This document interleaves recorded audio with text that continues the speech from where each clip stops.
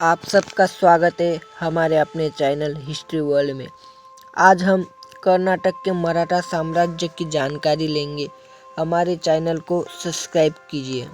महाराष्ट्र राज्य के बाद अगर सबसे ज़्यादा मराठा आबादी किधर होगी तो वो राज्य कर्नाटक है। कर्नाटक का बेंगलोर शहर सबसे आधुनिक शहरों में से एक है। दक्षिण भारत का वो बहुत बड़ा आईटी सिटी है। भारत का सिलिकॉन वैली भी इस शहर को कहा जाता है।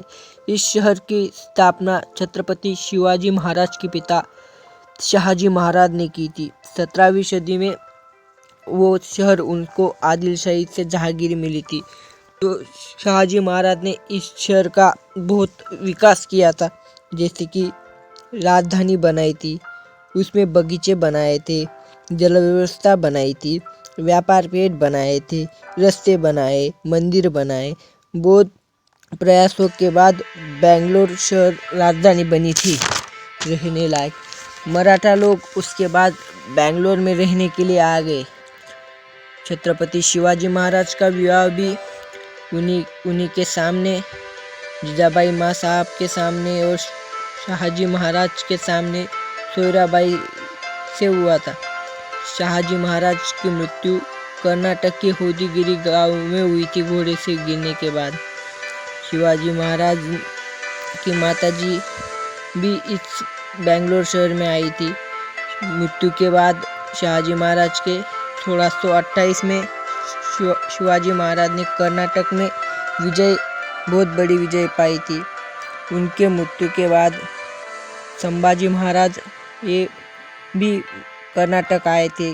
चिक्कदेवराय को उन्होंने समझाने की कोशिश की थी, मगर चिक्कदेवराय वो औरंगजेब से जा मिला और उन्होंने संभाजी महाराज से दुश्मनी मोल ली और समझाने को भेजे हुए 3 सरदारों के सर काट के उन्होंने त्रिचुनापल्ली के किले पे लटका दिए थे। इससे संभाजी महाराज को बहुत क्रोध आया। उनको उनके 3 सरदारों की मृत्यु सहन नहीं हो पाई, इसीलिए उन्होंने बहुत बड़ा लश्कर लेके महाराष्ट्र से कर्नाटक में चिक्कदेवराय से बदला लेने के लिए आए थे। फिर उन्होंने उनकी राजधानी को घेर लिया और चिक्कदेवराय डर गया, मगर उसने सेना लेके मराठों के ऊपर भी हमला किया था। मगर संभाजी महाराज ने सूझबूझ से उस जंग में मैसूर के चिक्कदेवराय को अग्निबाणों की सहायता से हरा दिया और उसको सैन्य को शरणागति पत्कारने के लिए उन्होंने मजबूर कर दिया था।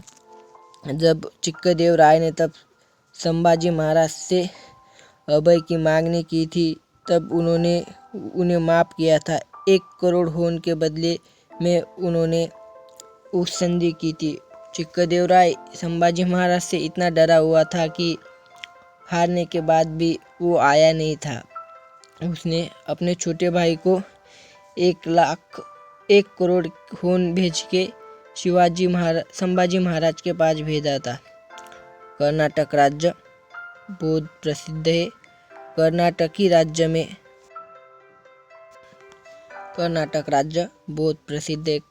राज्य में 2 राजवंश है, वो आप अपनी स्लाइड पे देखेंगे।